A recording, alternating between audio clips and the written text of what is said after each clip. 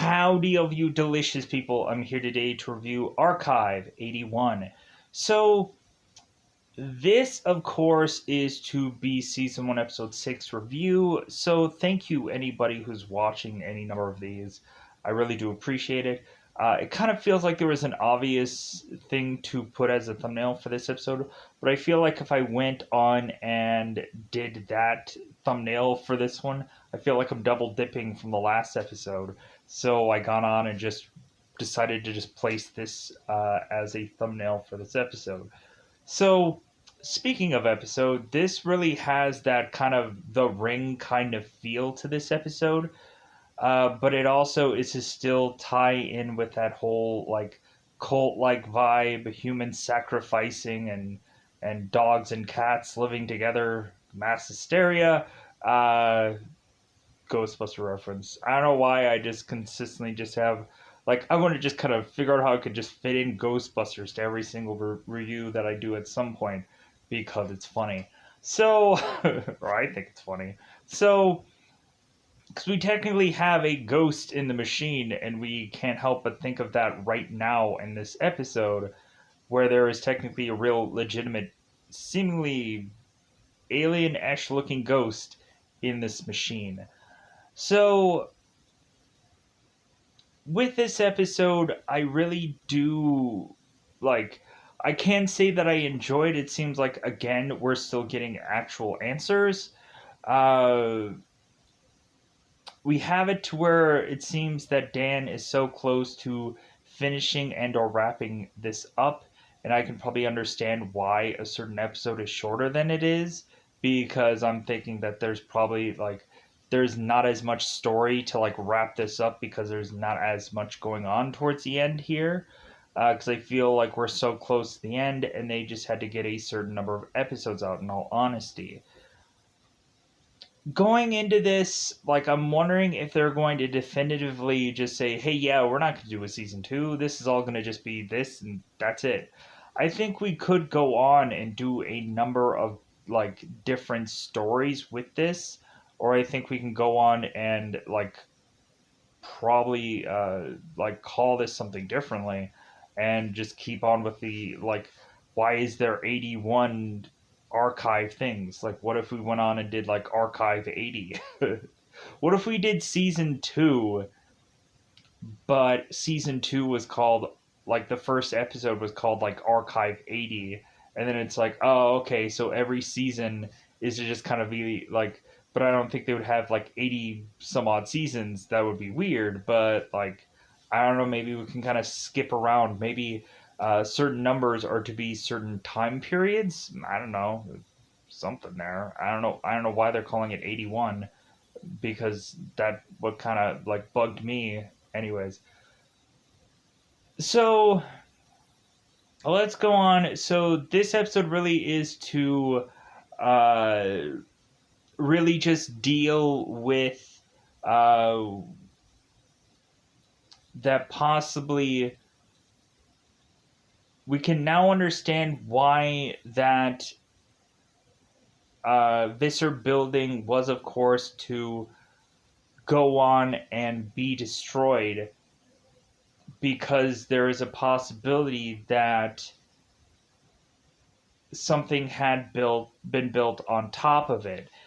We are to also go on in this episode and we are to find out something more about Evie Crest and possibly the movie called The Circle. And it seems that we keep going on and on, like consistently about The Circle, to where it seems that there is a real reasoning for all that. So, with this episode, there's this kind of complicated way about approaching things, especially when we get to Jill and Mark and them explaining what is all to have gone on and where the circle possibly was inspired by, and so on and so forth. So, with that said, let's just go into spoilers because at the end of the day, I think there's a lot more to say in spoilers that's going to take so much time rather than me cryptically talking about this. I do like what Dan does to Davenport in this episode, so to speak. Because like I think a lot of people were honestly just kind of waiting for that, and kind of Mark kind of setting things up to just be like, okay, like are you still are you still doing things that way? Why? But I'll get into that in much more spoilers. So I think it's about that time to say that I'm going to go out on my way and spoil this episode. Uh, Really, I don't know why I had that thought about ColecoVision, and I have no clue where it's referenced from. Um, like I was still kind of picking my brain to think like this demon had to be used somewhere in some show. There has to be something that is to connect this somewhere, but maybe there isn't. Maybe there is no real reference of this anywhere. Uh, and just me watching the show consistently is like, no, nothing. So, with that said, let's go into that double five time territory. Let's just go into spoilers about this one. Let me know in the comments below how you've been feeling about Archive 81. Really, at the end of the day, thank you for watching this because I'm going to go on and spoil the show. So let's go into spoiler time. Spoiler time, it's about that time we get to spoil this episode. So, we of course go on into this episode and we have like I think I want to just get the Mark and Jill stuff out of the way because that seems to be the most complicated thing that I have to memorize and remember out of all the rest of this stuff. So I think I want to just get that out of the way. So we go on and we of course have Mark who is to be at this place, this business, to go on and try and buy some stuff from a girl named Jill who is to have found out that Evie Crest, you know, Evie Crest, the girl that was to try and do that seance to speak with her dead father, who is William Crest. It seems that Evie is to have oddly, in a week ago, had gotten a heart attack. Does that not seem like a coinkydink for anybody? I think something happened there. I think that there's something fishy about this woman all of a sudden having a heart attack.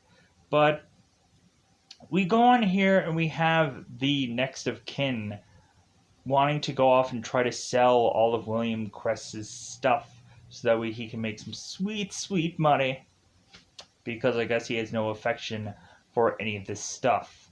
So I guess it's the perfect reason for I guess the circle to have probably gotten back to her probably and restored so people could just sell that off.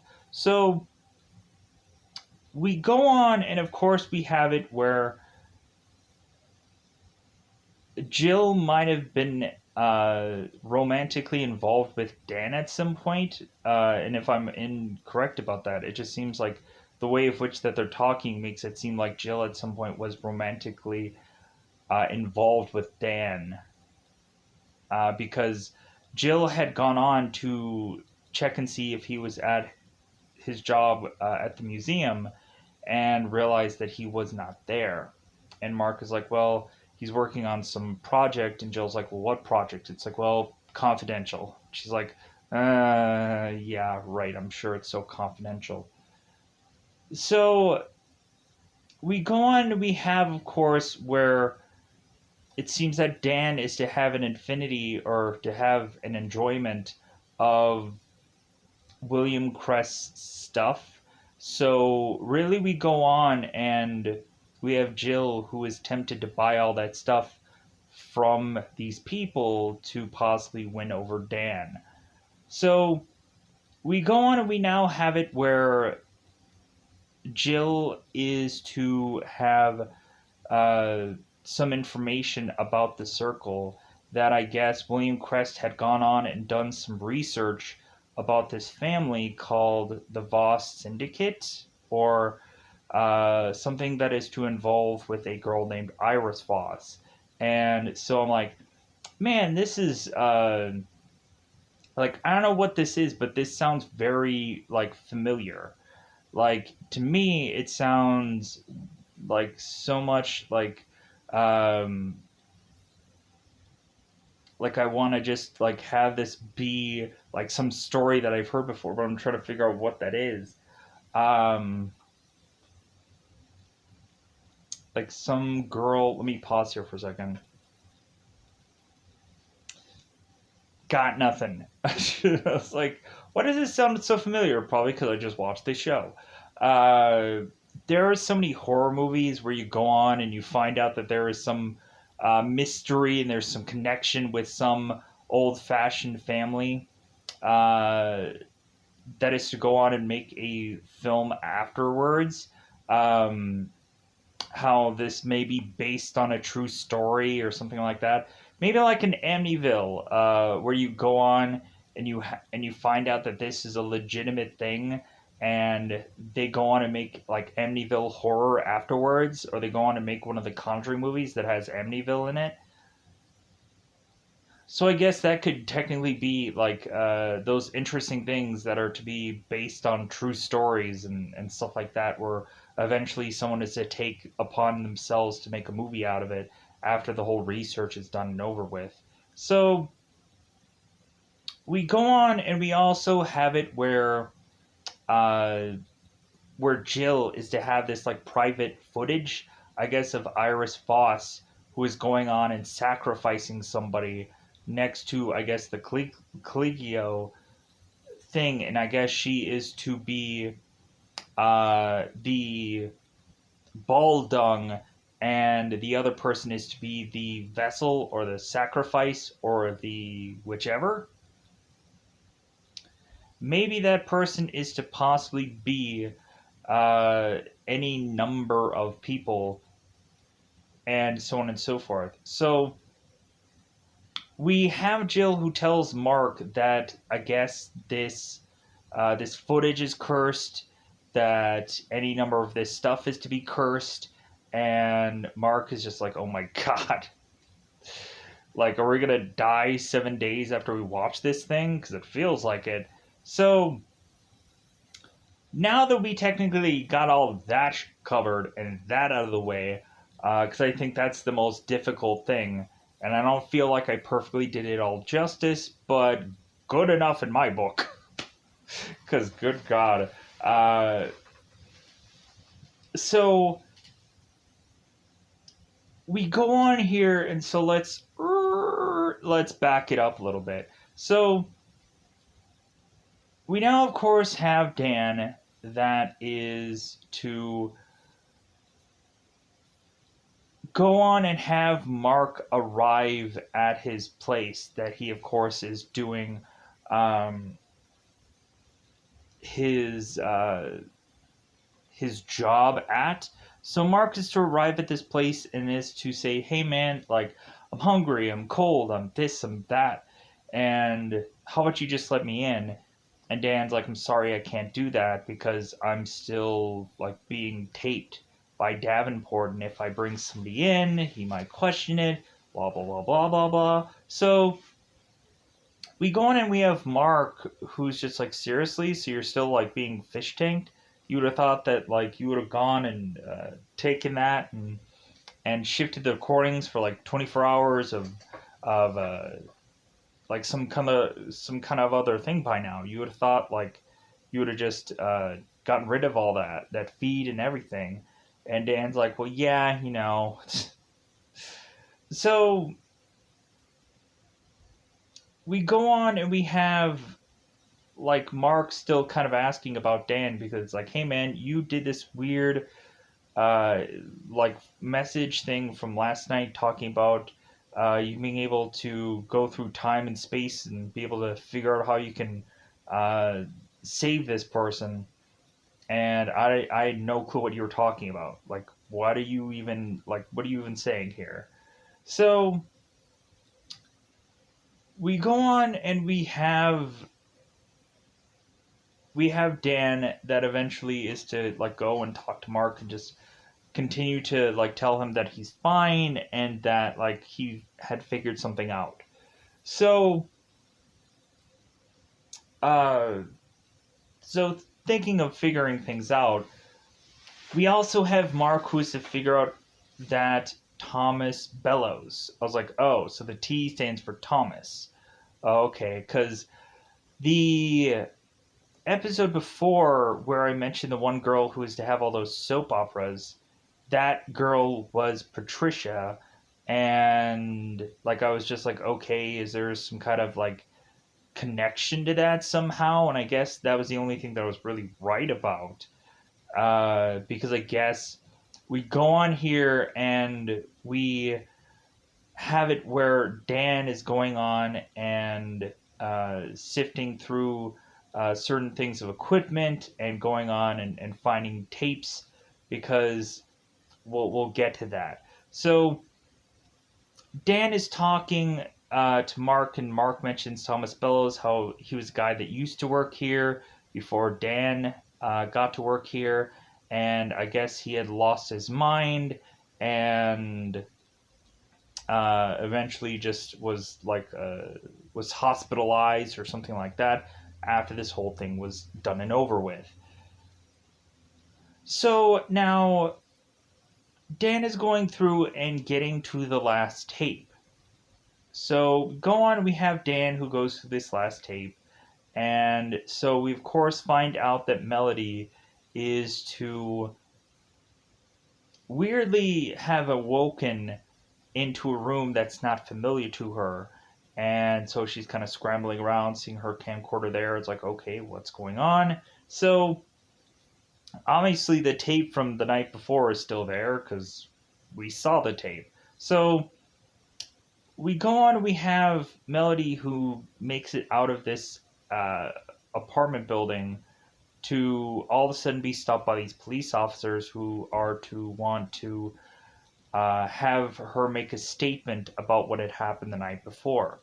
So Melody has mentioned that that addict, Chris, had gone on and I guess taken his own life. It doesn't seem like the cops are saying that this was foul play, but I, for the life of me, can't think that Chris was to have taken his own life for whatever reason. It seems that there are some promising things going on between both Melody and both Chris for Chris to not go on and end his life here. It seems, but when really looking at it, I think that all of these deaths that are to seemingly be natural or non foul play are probably foul play. Some people are probably meant to be killed here because we coincidentally have so many people, I think, who are getting killed off here, and it doesn't make sense. Um, I think it's kind of like the Chris Evans movie that I saw recently called Push, where we had the one guy who was mentioning like, yeah, my wife died in a car accident and she doesn't even drive. Like, I'm wondering if it's going to be something fishy like that, where we're going to just start seeing people just die for unreasonable means. But anyways, pushing on. So Melody is to go and make a statement, basically telling us everything that we have seen in previous episodes. And so we go on and we have them talk about Professor Samuel. And so she's like, that's not who he is. So Melody is to go on and find things of, or have things of paper showcasing that Samuel has been under numerous different names, which I'm wondering if Davenport is, of course, the exact same kind of person. So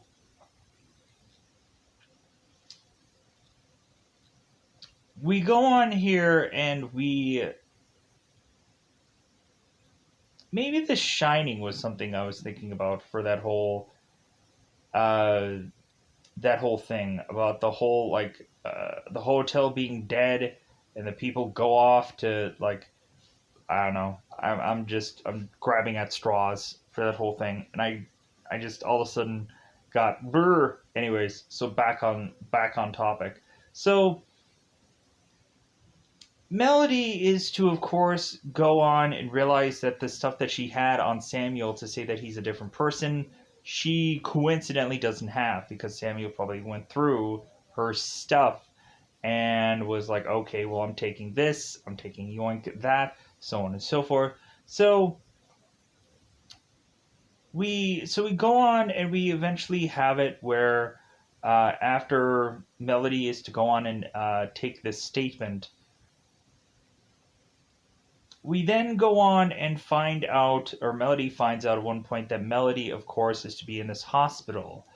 And so Melody is kind of very an unrational character, and it seems that at some point she is hurting people and whatever. So we go on and we have Melody, who is to, of course, naturally assume here that it has to be something to do with that paint. And probably that paint is to be connected to either Stardust or this mold, which we go on and eventually have Melody who confronts Samuel about what this mold is, and he tells her what exactly it is. So, not really exactly. He just kind of goes into very like, oh well, it's this, and I'm just like, huh? All right, sure. Here's the goofy thing about this show, though. What Dan ends up finding out or finding in this episode, I'm like, wait a minute.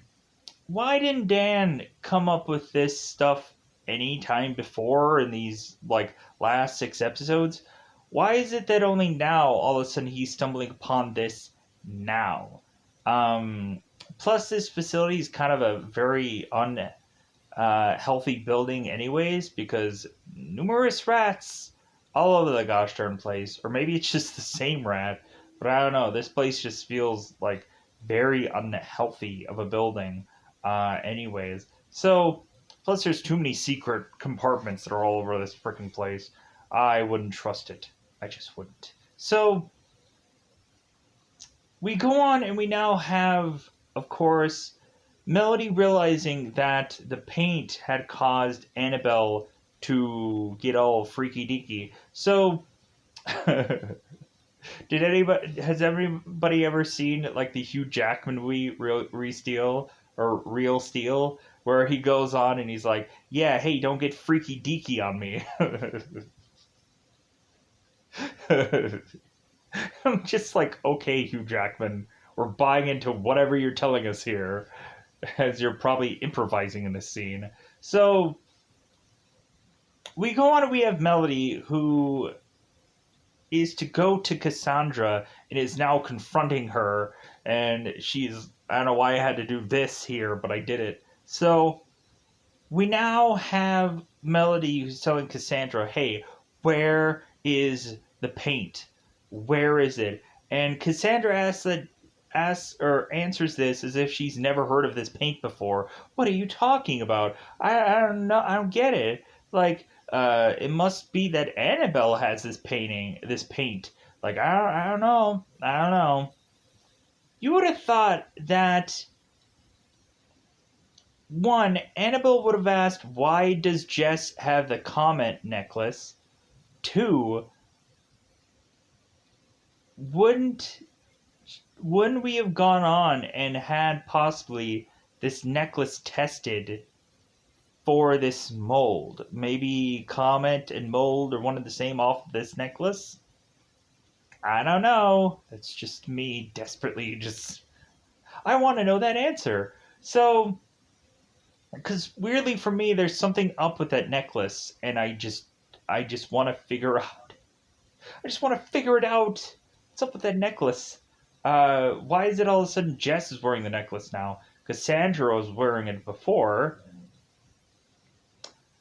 So, speaking of Jess, so all of a sudden Jess is to come in, and Jess is very concerned about Melody, and Jess is telling Melody that she doesn't want to hang out with her anymore because people like Samuel is telling Melody that she shouldn't hang out with her anymore because there's a whole reason behind that. So we go on and we have Melody who's saying like, Jess, we need to get out of here. Like this is unsafe. We need you to leave because Melody is supposedly going on and carving up some mold, and we are of course finding out that Melody is going to ask Jess where this mold is coming from. And so Jess is to say you're going to need a key to get into a specific room. So Melody goes down there to seek this out herself, to find out that there is to be this room filled with mold, and it's supposed to be some storage room. Samuel all of a sudden is to come down there and is to just say, "Hey, like, what are you doing down here? This is just a storage area." And so Melody obviously knows what's going on, but it seems that Samuel is still playing dumb. So we go on, and we of course have it where Samuel is to finally show his cards to. Samuel is to show his cards to Melody now, and just like tell her it's like, you know what, like, we're far too long here basically for him to just continue to playing dumb like everyone else is. So finally, Samuel just goes on and says, it's like, well, all of this is our devotion.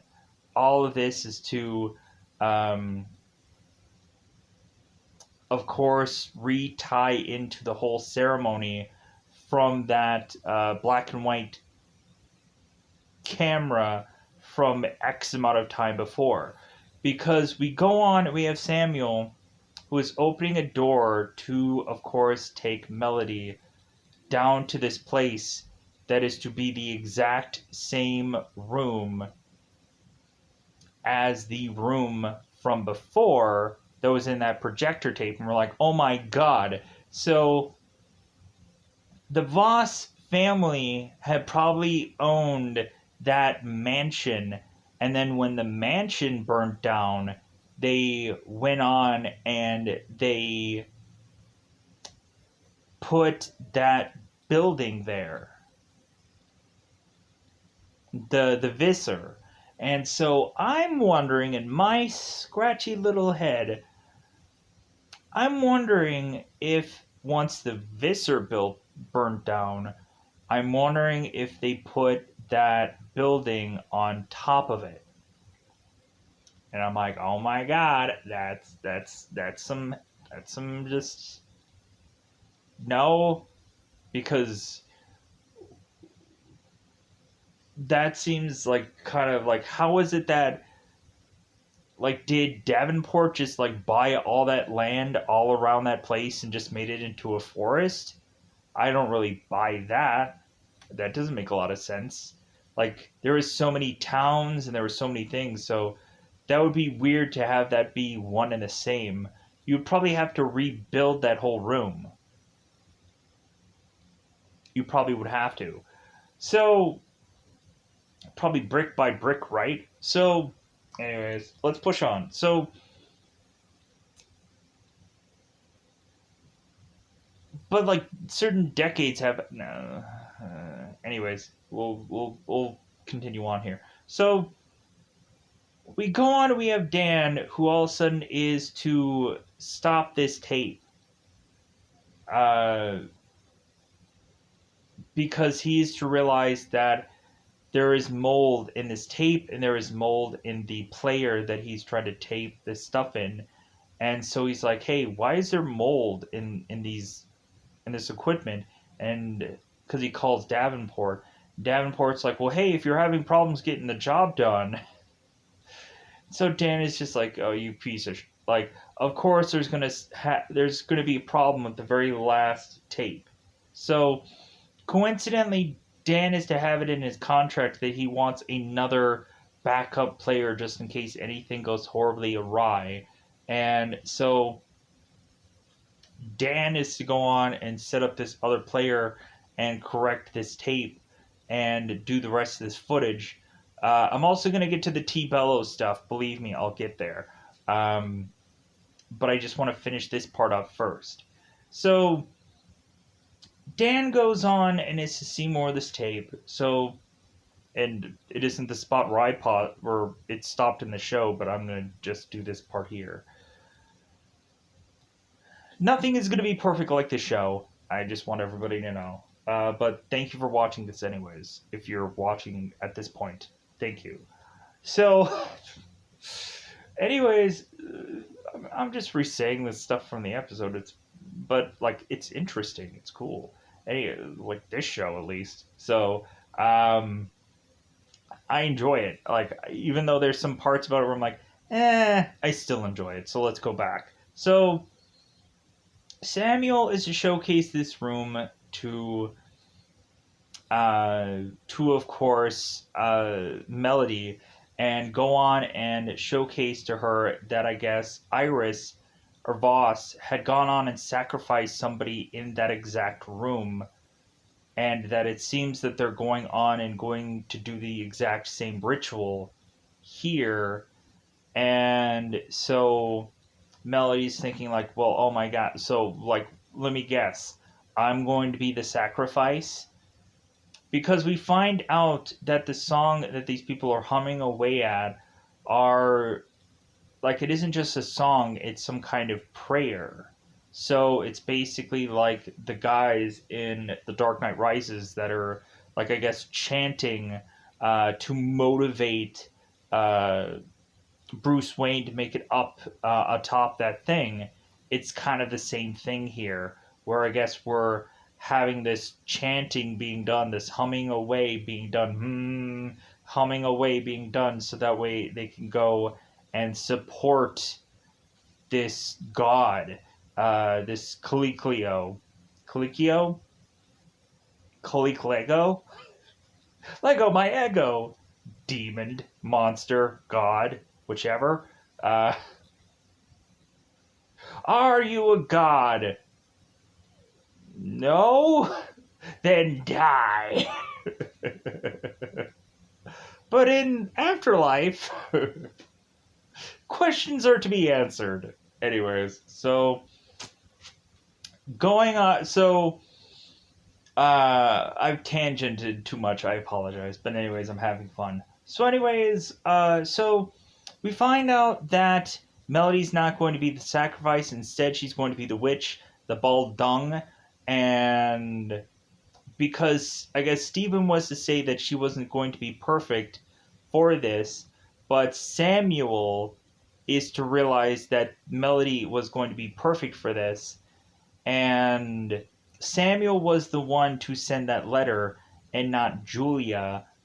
So we weirdly just had Samuel that was randomly sending somebody out here, and I just think that that's so weird. So Samuel didn't know Julia at all, and now Melody is just really upset because, like, Julia was never here. And so she's grabbing all her stuff, thinking about just getting the heck out of here.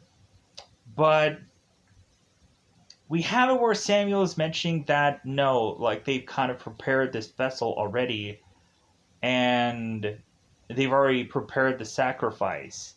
And so that sacrifice is going to have the whole world inside of them, whatever that means. Because it feels like they're going on in this episode and talking more about this thing being a whole nother world, like a whole nother dimension that this thing is coming from. I'm like, what is this? Like the real Ghostbusters Halloween door, where all of a sudden, once we go on and we don't believe in Halloween anymore, all of a sudden this gigantic monster and all of its little play buddies are going to come in and just rule over this world, and then we have to come and figure out some way that we still can believe in Halloween to shove these guys back into this Halloween door? Is that what's going on here? Like, do we have to figure out how we can believe in Halloween again to just shove them back in there? Just kind of like, yeah, just go back, you know? Just, I'm busy. Just hang back.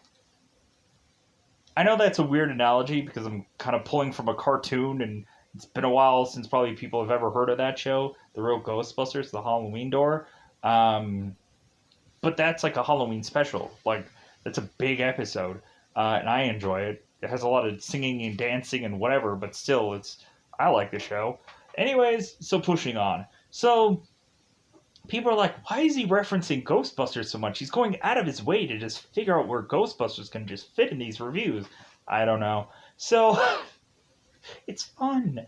So we go on and we all of a sudden have Melody, who's going and realizing who the vessel can possibly be.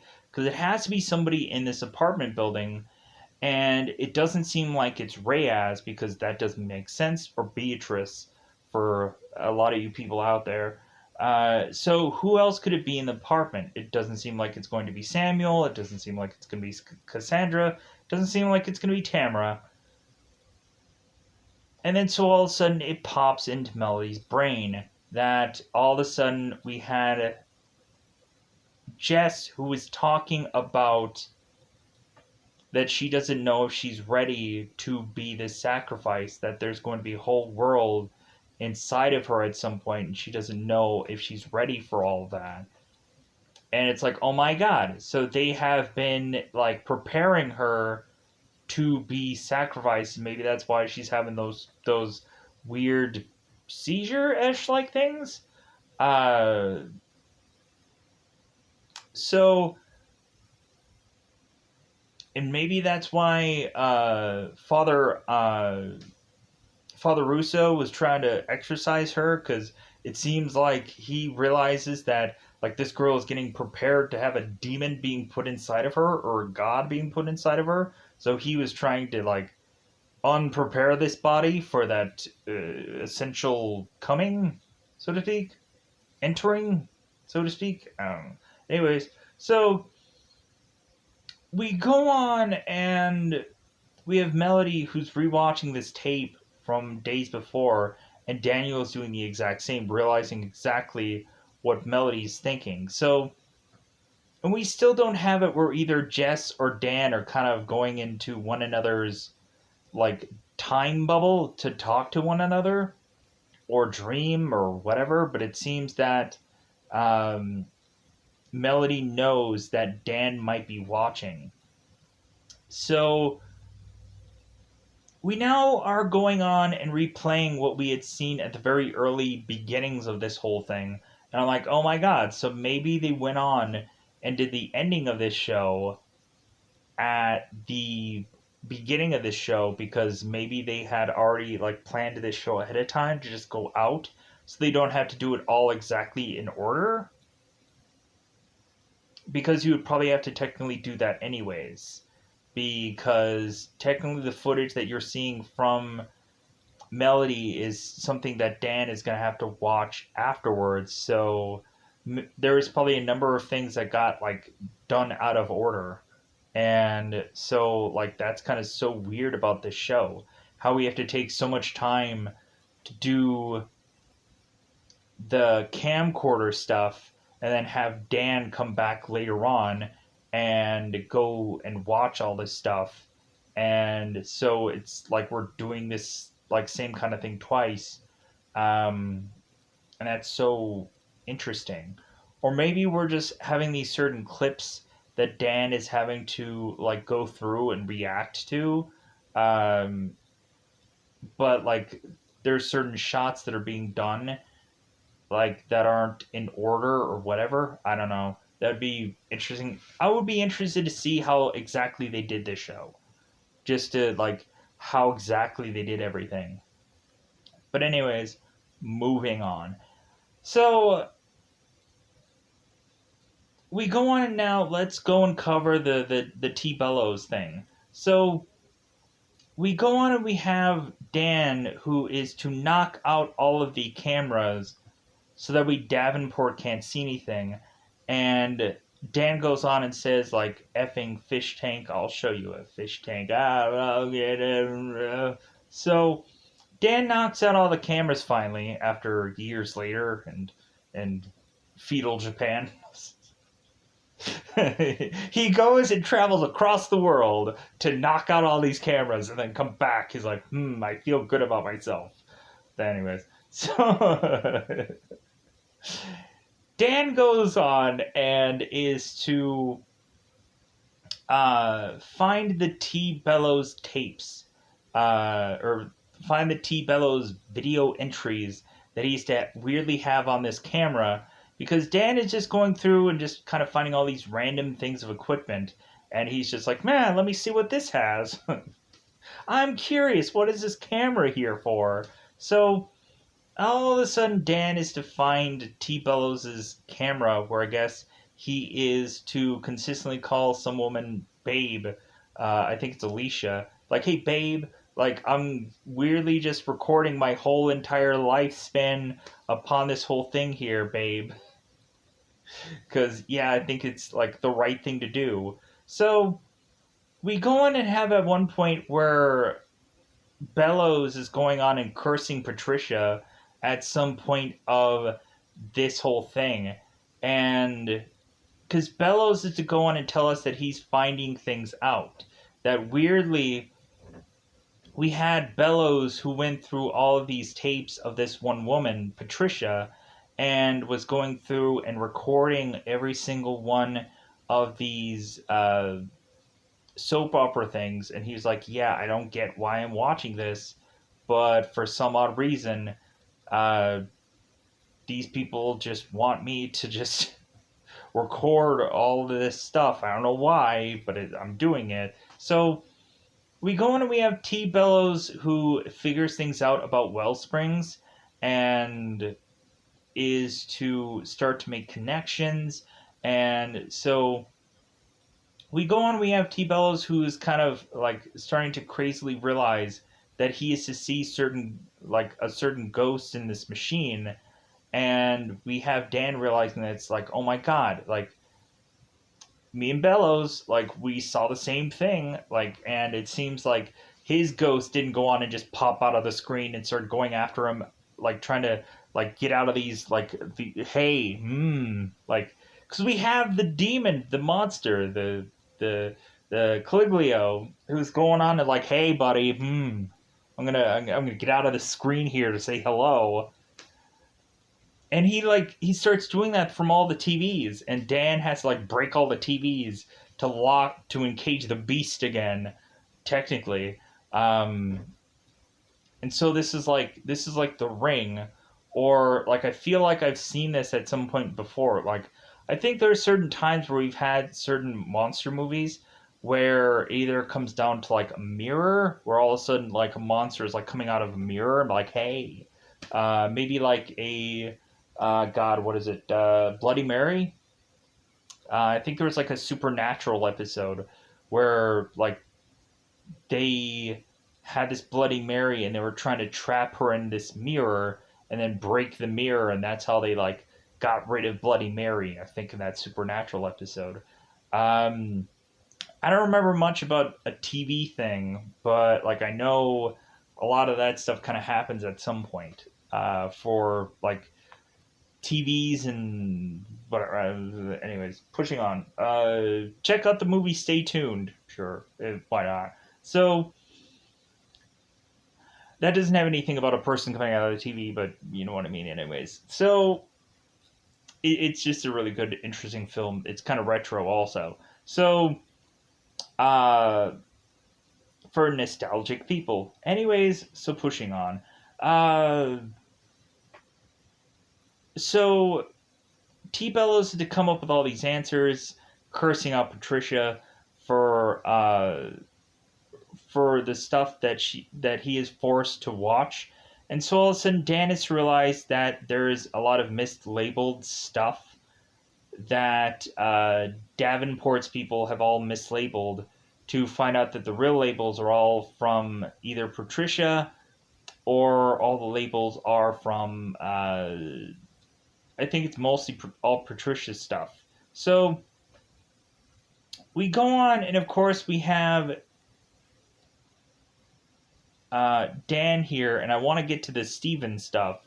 I'll get to that in a second here, because I think I'll end with that, because I won't end with the way that this show ends, because I stubbornly like to do that anyways.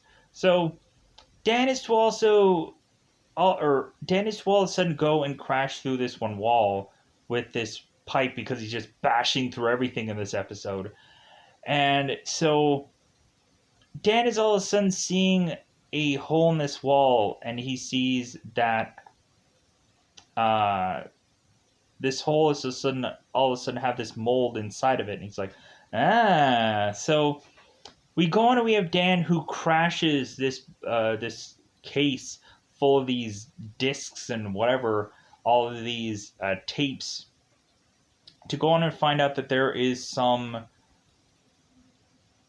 I'm assuming, I would say, like either ladder or stairwell that goes down to this one location that is to have now Dan go into that same room that Melody was in at some point. I don't think it's the exact same one. I just don't think of it of that way. And so we all of a sudden have Dan who's seeing all of Melody's videos, all just spammed all over the place. And so Dan is kind of tempted to have this wrench and is going to bash these screens all of a sudden for him to get knocked out by somebody, which I'm assuming it's probably Davenport. Because I'm assuming that Dan is probably going to be the Baldung because Steven might have gone on and been trading his son all along to become this Baldung thing, and we're probably going to find out that later on, maybe in other episodes. So here's the thing. So Melody's racing off to go and try and figure out where Jess is, and we of course have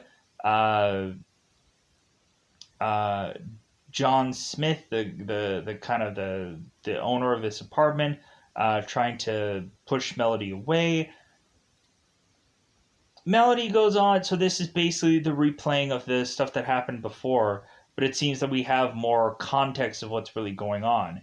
So Melody's going on and speaking with other people, and then all of a sudden we have Steven, who I guess is deciding to want to collect Melody and send her to a mental hospital so they can kind of check on her.